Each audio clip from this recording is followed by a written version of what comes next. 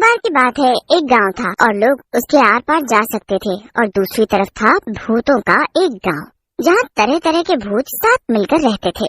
वो भूतों का गांव ठीक इस इंसानों के गांव जैसा ही था, वैसे ही घर और वैसी ही पुरानी हवेली भी। एक दिन जब 2 दिन बाद होली का त्योहार गांव में मनाया जा रहा था, तब मनोज नाम का एक आदमी घर से बाहर काम के लिए निकला।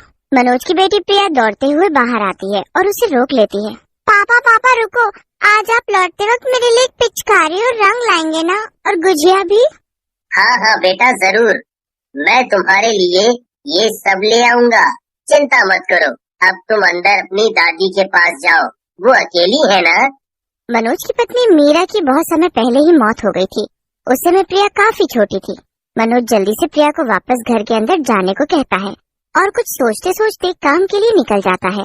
यही सब चिंता में मनोज चलते चलते गांव की अरे ये मैं चलते चलते कितना दूर आ गया। और बाद मनोज भूतों के गांव में पहुंच जाता है। फिर बाहर निकलकर गांव में घूमने निकल जाता है, पर गांव का नजारा देखकर मनोज की हालत खराब हो जाती है। ये सब क्या है?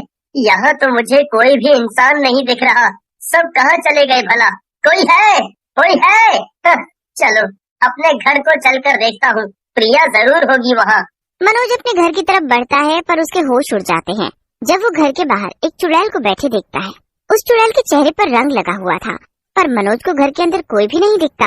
आखिर ये सब हो क्या रहा है? नहीं, मुझे यहाँ नहीं रहना चाहिए।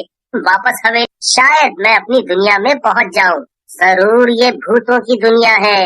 मनोज को वापस लौटते वक्त रास्ते में कई चुड़ैलें और भूत दिखाई देते हैं। मनोज डर के मारे पर उसकी नजर पड़ती है कि कुछ दूर पर भूत मिलकर खून की होली खेल रहे थे। ये सब तो खून की होली खेल रहे हैं।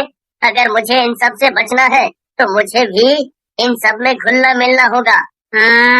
एक काम करता हूँ, कहीं से थोड़ा रंग ढूंढ कर खुद को पूरा रंग देता हूँ, फिर ये लोग मुझे बिल्कुल नहीं पहचान पाएंगे। इसमें खतरा तो बहुत है, पर मुझे प्रिया के लिए ये करना ही होगा। वो घर पर मेरा इंतजार कर रही है। मनोज धीमे से उठता है और